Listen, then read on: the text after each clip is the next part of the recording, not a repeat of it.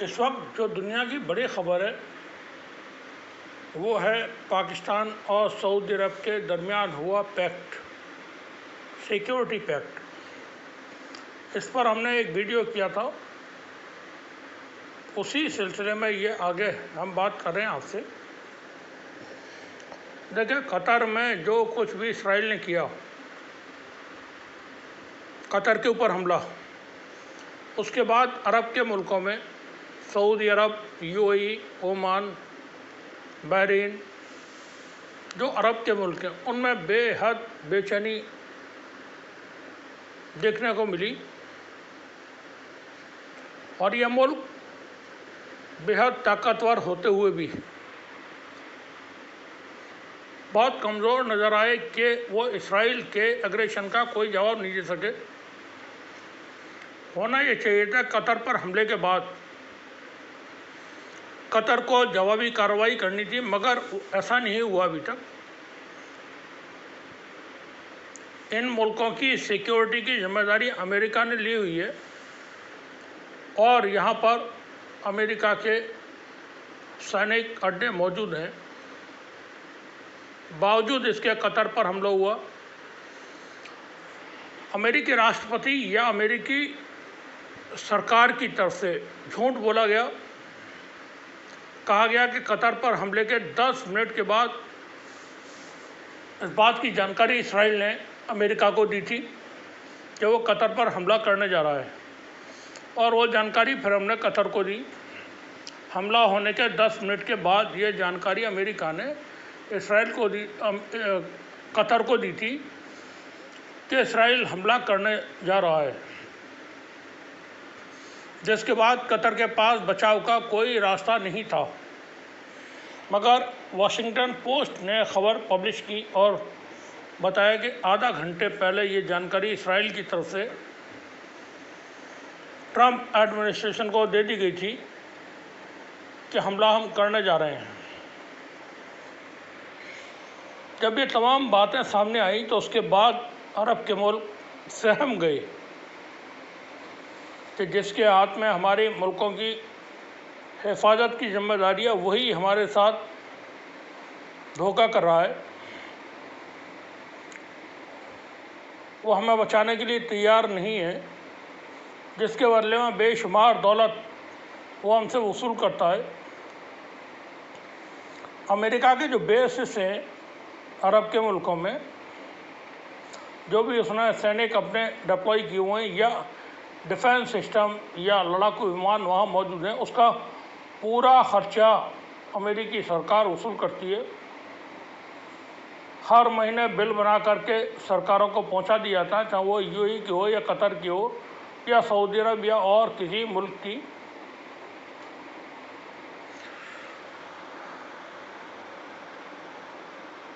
तो अरब के मुल्कों में अमेरिका को लेकर के जो भरोसा था वो टूटा।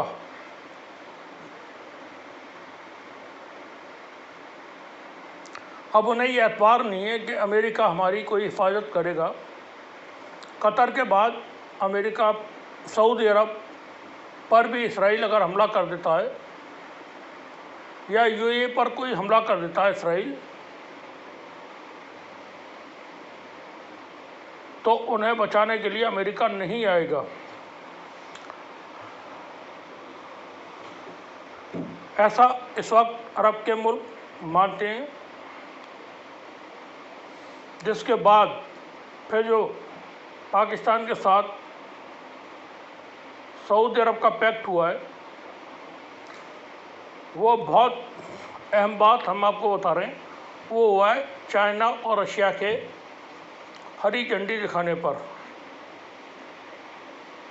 चूँकि चाइना और सऊदी अरब के दरमियान सीधे सीधे कोई पैक्ट नहीं हो सकता था। अगर होता तो फिर सऊदी अरब को अमेरिका अपने दुश्मनों की तरह ट्रीट करने लगता। तो यह चाइना के कहने पर पाकिस्तान के साथ एक डील हुई, डील नहीं बल्कि पैक्ट। वादे और मुआहदे में बहुत फ़र्क होता है, तो ये मुआहदा हुआ है ना कि वादा।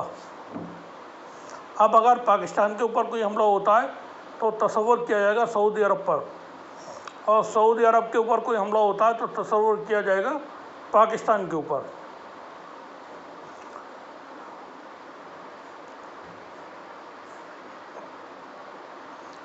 दोहा में जो OIC का समिट हुआ था,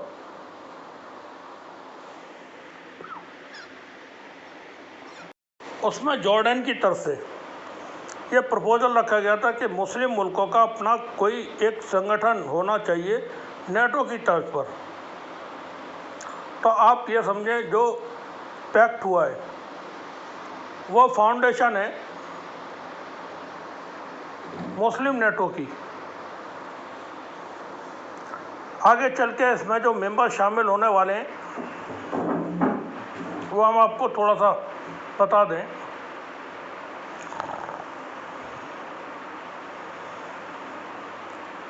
बांग्लादेश, ध्यान रखें, जो मैंने पहला नाम लिया है वो है बांग्लादेश, जो भारत का 1947 से पहले भारत का हिस्सा था, अब एक आज़ाद मुल्क है। UAE, कतर, ओमान, तुर्की, मलेशिया, इंडोनेशिया और अफ्रीका के मुल्क, ओमान वगैरह, लीबिया, जॉर्डन, इजिप्ट, ये तमाम मुल्क एक एक कर इस संगठन का हिस्सा हो सकते हैं, बनेंगे, ऐसा माना जा रहा है। देखें, 18वीं सदी के दरमियान में ही, जब आधी 18वीं सदी बीत चुकी थी, तब ओस्मानी खिलाफत जो तुर्की में थी उसको ख़त्म करने के लिए रूस, ब्रिटेन, फ्रांस, इटली, इन मुल्कों ने मिलकर के पूरा कार्यक्रम चलाया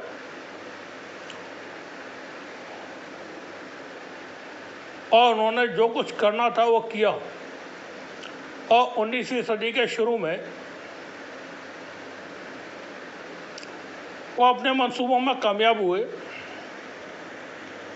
उस्मानी खलीफा अब्दुल हमीद को उन्होंने हुकूमत से बाहर किया और अपने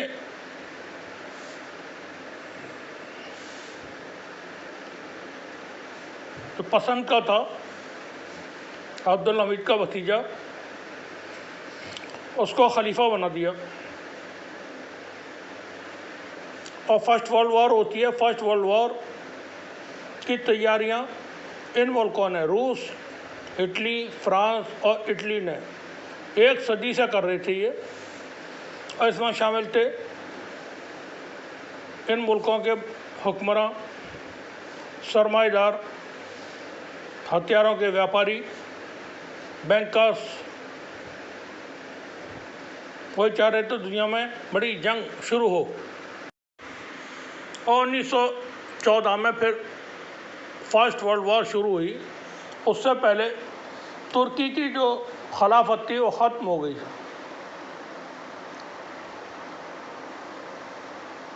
ये इनका मंसूबा था। उसके बाद क्योंकि उस्मानी जो खिलाफत थी 22 यूरोपियन मुल्कों पर इसकी बादशाहत थी, इसकी हुकूमत थी। उसमें Poland, Hungary, Bulgaria, Czechoslovakia, Serbia, Bosnia Herzegovina और कई सारे मुल्क। और मुसलमान उस वक्त ब्रिटेन के करीब पहुंच चुके थे, बहुत करीब पहुंच चुके थे। तब इन्होंने मनसूबाबंदी की और मुसलमानों को उखाड़ के फेंक दिया, उनकी हुकूमत ख़त्म कर दी। फिर इन्होंने सेकेंड वर्ल्ड वॉर के बाद यहूदियों का एक मुल्क अरब में इसराइल के नाम से कायम किया। और जो इनकी लड़ाई यहूदियों से चल रही थी यूरोप में,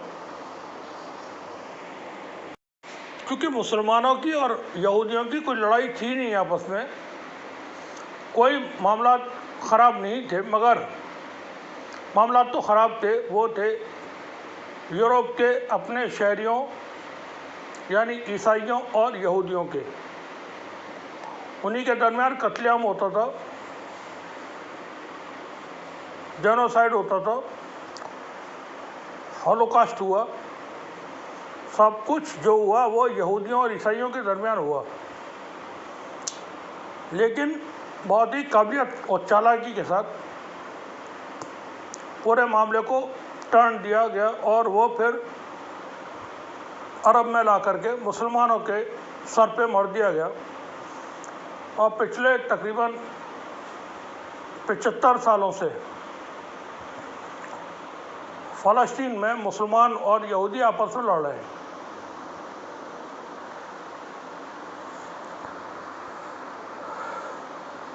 इसराइल को यूरोप के मुल्क, अमेरिका, हर मुमकिन हर तरह की जो भी मदद होती है वो करते हैं, जहाँ कहीं उसको डिफेंस करना है वो करते हैं। और इन्हीं मुल्कों की ताकत के ज़ोर पर इसराइल जो कुछ करना होता है वो करता है। अब 7 अक्टूबर 2023 से जो जंग चल रही है, 2 बरस होने को हैं फ़लस्तीन के अंदर, उसमें इसराइल ने जुल्म की तमाम हदें पार कर दी हैं।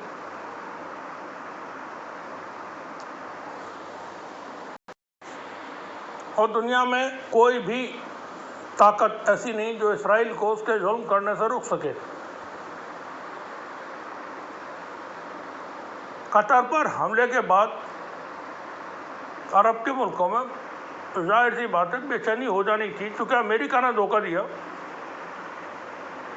तो उनका प्रोटेक्टर है अभी भी, उसने अरब के मुल्कों को धोखा दिया।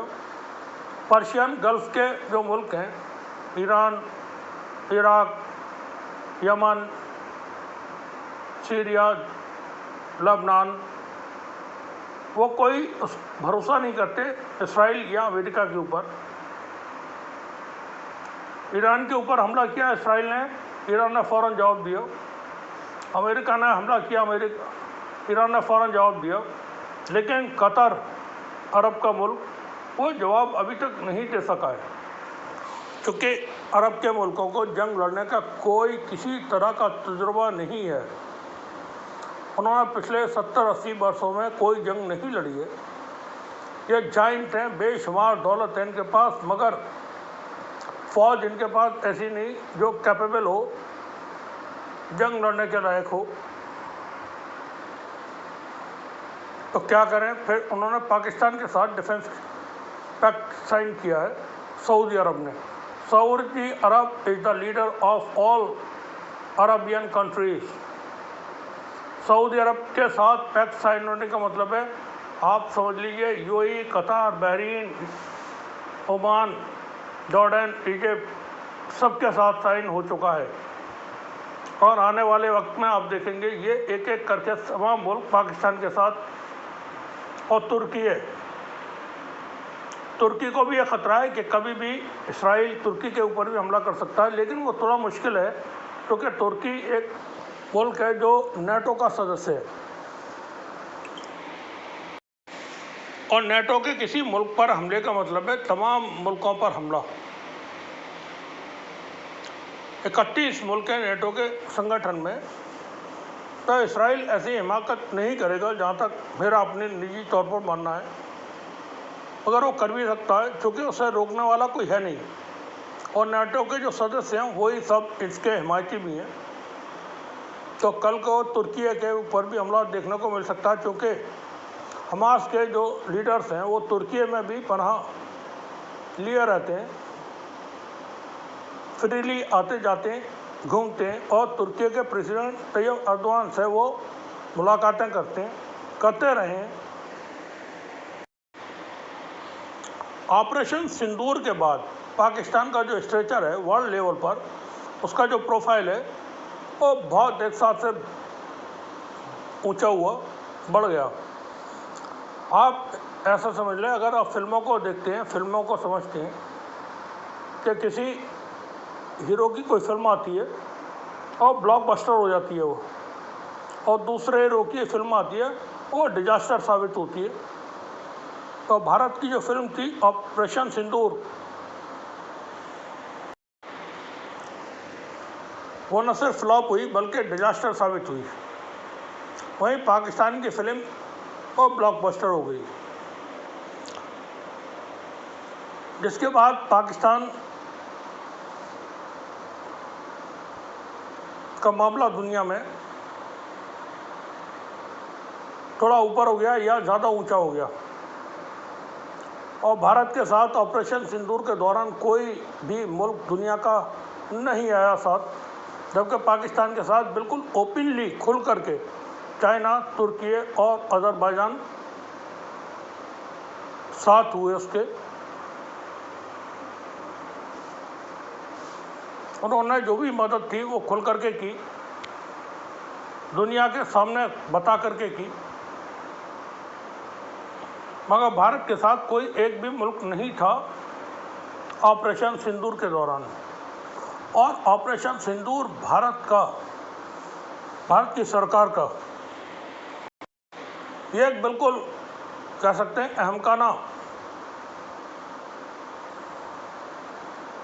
कदम था, जिसकी कोई ज़रूरत थी नहीं, मगर चूँकि भारत में आरएसएस की सरकार है और आरएसएस की सरकार वही काम करती रही है जो इसराइल जैसे करता है। घर में घुस के मारेंगे, तोड़ देंगे, फोड़ देंगे, कुचल देंगे, निपटा देंगे, ठंडा कर देंगे, गर्म कर देंगे, गर्मी निकाल देंगे। ये बयान भारत में आप सुनते होंगे मीडिया में। तो इसराइल के पैटर्न पर काम करती रही है।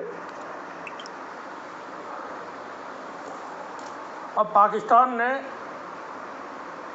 बहुत बढ़तरी हासिल कर ली है। सऊदी अरब और पाकिस्तान के पैक्ट के बाद पाकिस्तान ने बहुत बढ़तरी हासिल कर ली है, स्ट्रेटेजिकली और पॉलिटिकली और फॉरेन पॉलिसी के तौर पर अगर देखें तो। ऑपरेशन सिंदूर के बाद पाकिस्तान के सेना अध्यक्ष जो फील्ड मार्शल हैं आसिम मुनीर, वो दुनिया के वाहिद अकेले एकमात्र ऐसे सैन्य अधिकारी हैं जिनको किसी अमेरिकी राष्ट्रपति ने व्हाइट हाउस इनवाइट किया और उसके साथ बैठ कर के डिनर किया और 2 घंटे लंबी बातचीत की। इससे पहले कभी ऐसा नहीं हुआ। अब इसके कॉन्सिक्वेंसेस क्या होंगे? क्या भारत पाकिस्तान पर जैसा कहा गया कि ऑपरेशन सिंदूर अभी ख़त्म नहीं हुआ है, वह स्थगित कर दिया गया, या अस्थायी रूप से पॉज है उसमें और वह कभी भी एक्टिव फिर से हो जाएगा? कभी भी भारत पाकिस्तान के ऊपर हमला कर सकता है? क्या यह मुमकिन है? अब नॉट पॉसिबल एट ऑल। अब ऐसा नहीं हो सकता, जहाँ तक मेरा मानना है। भारत ने तमाम अपने मामला ख़राब कर लिए, पूरी तरह से ख़राब कर लिए। देखिए, सऊदी अरब पाकिस्तान के साथ मिलकर के भारत से लड़ने नहीं आने वाला है कभी भी।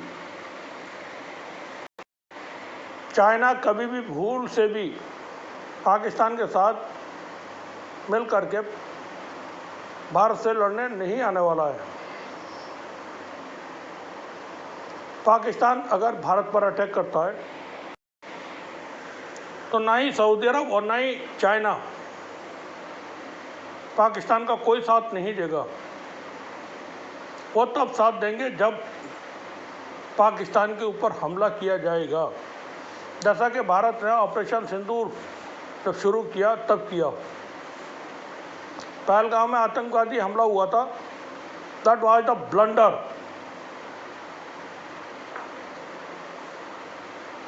And failure of intelligence and failure of security और होम मिनिस्टर और NSA was the responsible for Pahalgam terrorist attack. कभी ऐसा नहीं हुआ कि अजीत डोभाल को पार्लियामेंट के अंदर बुलाया जाता और पूछा जाता कि ये हमला कैसे हो गया, या भारत की जो नाकाम फॉरेन पॉलिसी है उसके ऊपर जयशंकर को नोटिस दे करके बुलाया जाता पार्लियामेंट में और कहा जाता कि आप आइए यहाँ बताइए क्या हो रहा है। न्यू इंडियन फॉरेन पॉलिसी हम ये सुनते हैं भारत के विदेश मंत्री से, न्यू इंडियन फॉरेन पॉलिसी। पता नहीं कौन सी न्यू इंडियन फॉरेन पॉलिसी है जो किसी तरह से कारगर है ही नहीं किसी भी मामले में। आप देखें श्रीलंका, बांग्लादेश, नेपाल, चाइना, पाकिस्तान, अफगानिस्तान, मालदीव, किसी एक मुल्क के साथ ही भारत के आज रिश्ते बचे ही नहीं, ख़त्म हो चुके हैं, बेहद ख़राब हो चुके हैं। रूस के साथ आपके जो रिश्ते भारत के हुआ करते थे, आज रूस भी भारत की मदद जैसे होती थी वो नहीं करेगा, क्योंकि चाइना के साथ है। लद्दाख में जब चाइना ने इंसर्जेंसी की थी उस वक्त अगर आपको ध्यान हो तो रूस ने कहा था चाइना हमारा भाई है और पाकिस्तान हमारा दोस्त है, और भारत और चाइना आपस में बैठ करके मामला को निपटा लें। अब चीन चूँकि पाकिस्तान का एक करीबी एलाई है और वो रूस का सबसे मजबूत साथी है, ऐसे में रूस किसी भी सूरत में भारत को हेल्प नहीं करेगा चाइना के अगेंस्ट यानी पाकिस्तान के अगेंस्ट। अब जो ये सऊदी अरब के साथ पैक्ट हुआ है पाकिस्तान का, उसके बाद पाकिस्तान को सऊदी अरब की दौलत, अरब मुल्कों की दौलत हासिल होना शुरू हो जाएगी, जिससे वो अब तक जो उधार में हथियार खरीदता है चीन से, वो नकद में पेमेंट देगा चीन को और हथियार खरीदेगा। और जो कुछ हमने बताया जो पैक्ट हुआ है वो चाइना और रशिया के हरी झंडी देने के बाद हुआ है, क्योंकि डायरेक्ट सऊदी अरब और चाइना के दरमियान ये पैक्ट नहीं हो सकता था। चाइना और अमेरिका के दरमियान रिश्ते बहुत ज़्यादा बेहतर नहीं है, ट्रेड वॉर चल रही है, दुश्मनी दोनों के दरमियान मौजूद है, गेम शतरंज के जैसा दोनों मुल्कों में चल रहा है। ऐसे में अगर सऊदी अरब चाइना के साथ कोई पैक्ट साइन करता तो सऊदी अरब को भी अमेरिका अपना दुश्मन तस्वुर करता चीन की तरह, लेकिन अब वो नहीं करेगा, क्योंकि पाकिस्तान भी अमेरिका का एक एलाई है। तो पाकिस्तान के दोस्त के साथ, अमेरिका के दोस्त के साथ ये पैक्ट हुआ है, अमेरिका के दूसरे बड़े दोस्त का। सऊदी अरब भी अमेरिका का बहुत ही करीबी एलाई है। प्रॉब्लम अब भारत के लिए है, बड़ी प्रॉब्लम है। हम एक दो खबरें हैं वो बता दें। कांग्रेस के लीडर हैं, वरिष्ठ लीडर हैं सैम पित्रोदा, ये अमेरिका में रहते हैं। मोदी सरकार को पड़ोसी देशों के साथ संबंध सुधारने की उन्होंने नसीहत दी है। उन्होंने कहा कि पाकिस्तान, बांग्लादेश और नेपाल गए और उन्होंने वहाँ घर जैसा महसूस हुआ। सैम पित्रोदा के बयान के बाद भारतीय जनता पार्टी के प्रवक्ता प्रदीप भंडारी ने कहा कि उन्हें कोई हैरानी नहीं है कि 26/11 के बाद भी यूपीए सरकार ने पाकिस्तान के खिलाफ सख्त कार्रवाई क्यों नहीं की। अब ये जो भारतीय जनता पार्टी और आरएसएस के लोग हैं वो कुतर्क करने पर उतर आते हैं फौरन। ऐसा तब क्यों नहीं हुआ था, अब से 10,000 साल पहले क्यों नहीं हुआ था, और 25,000 साल पहले क्यों नहीं हुआ था, और हम बदले रहेंगे कब्रों से निकाल करके, खोद करके उनसे बदले कर लेंगे। अगर कोई बात कहता है तो ये बंदर की तरह, वो एक कहावत है ना, सीख दियो वाहे जाए सीख स्वाहे, सीख दी बंदर को तो घर बहे का और जाए। इनको कोई बात कहता है तो ये फौरन बंदर की तरह हो जाते हैं, तो बहे का जो घोंसला है उसको नोच डालते हैं। अमेरिका ने 4 बहार जो बंदरगाह है, जिसको भारत और ईरान ने मिलकर के साझा प्रोजेक्ट था,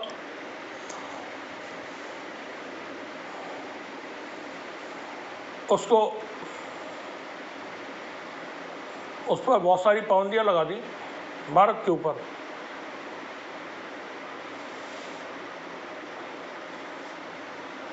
अब भारत ने कहा है कि इस फैसले का उस पर क्या असर होगा, इसकी स्टडी की जा रही है। अब स्टडी की जा रही है, इसके लिए अलग से कोई कोर्स शुरू किया जाना चाहिए और उस पर रिसर्च होना चाहिए, पीएचडी कराई जानी चाहिए, या एंटायर पॉलिटिकल साइंस में इस कोर्स को इंट्रोड्यूस किया जाना चाहिए कि 4 बहार पोर्ट पर अमेरिका ने जो पाबंदी लगाई है उससे भारत पर क्या असर पड़ेगा, एंटायर पॉलिटिकल साइंस में एक अलग से पूरा चैप्टर शामिल किया जाए। बड़ी हैरानी की बात है, जो विदेश मामलों के जानकार हैं वो इस तरह की बातें करते हैं। ये विदेश मंत्रालय के प्रवक्ता हैं रणधीर जायसवाल, उन्होंने कहा 4 बहार पोर्ट को लेकर अमेरिकी सरकार की ओर से दी गई छूट वापस लेने पर जारी प्रेस बयान में हमने देखा है कि इस फैसले का भारत पर क्या असर होगा, हम इसकी जांच कर रहे हैं। 2018 में अमेरिका ने 4 बहार बंदरगाह परियोजना को पाबंदियों से छूट दी थी। इसकी मुख्य वजह अफगानिस्तान को ईरानी पेट्रोलियम उत्पादों का आयात जारी रखने की सुविधा देना थी। उस समय अफगानिस्तान में अमेरिकी सेना मौजूद थी। 2023 में भारत ने 4 बहार बंदरगाह के जरिए अफगानिस्तान को 20,000 टन गेहूं भेजा था। 2021 में इसी बंदरगाह से ईरान को इको फ्रेंडली कीटनाशक की सप्लाई की गई थी, लेकिन नई नीति के तहत अब यह छूट खत्म की जाएगी।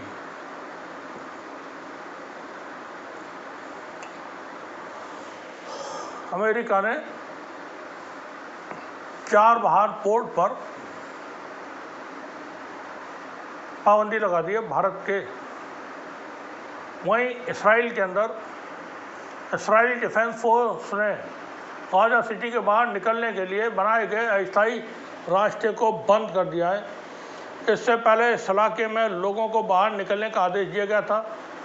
आईडीएफ के प्रवक्ता ने एक्स पर अपडेट दिया है कि सलाह अल दीन स्ट्रीट, जिसे बुधवार को खोला गया था, अब गाजा सिटी से बाहर निकलने वालों के लिए उपलब्ध नहीं है। यानी अब जो लोग अंदर रह गए हैं उनको वहीं घेर करके मार दिया जाएगा। रात और दिन 24 घंटे इस वक्त फ़लस्तीन के इलाकों पर, गाजा के इलाकों पर इसराइल की एयरफोर्स हमले कर रही है। उन्होंने कहा कि अल रशीद स्ट्रीट अब लोगों के निकलने के लिए इकलौती इजाज़त वाली सड़क है। पिछले कुछ हफ्तों में गाजा में इसराइल ने ज़मीनी हमले तेज़ कर दिए हैं। अल सलादीन गाजा की मुख्य सड़क है जो उत्तर से दक्षिण तक जाती है।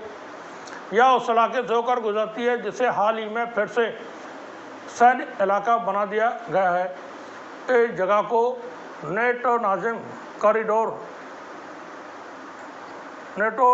नारेज कॉरिडोर कहा जाता है, जिसे 2024 में आईडीएफ ने बनाया है। इसने गाजा को देशों में बांट दिया है। अस्थायी निकासी वाला रास्ता अल सलादीन से हटकर नेट्स नारिम से होकर गुजरता है। इसराइल ने इस कॉरिडोर को इस साल के शुरू में युद्ध विराम समझौते के तहत खाली कर दिया था। गाजा में बहुत ही बुरी तरह से इस वक्त नरसंहार हो रहे हैं। फ़लस्तीन के लोगों को निकलने के लिए भी रास्ते नहीं बचे हैं। घेर करके उनकी हत्या हो रही है। लेकिन हमने जो बात की वो थी पाकिस्तान और सऊदी अरब के पैक्ट के ऊपर। ये पैक्ट है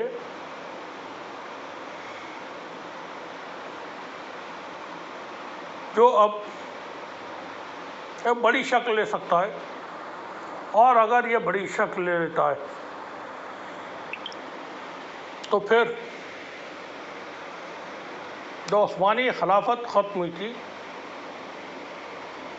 आप समझ लीजिए कि उस तरफ को जाता हुआ आप देखेंगे कुछ ही सालों के अंदर।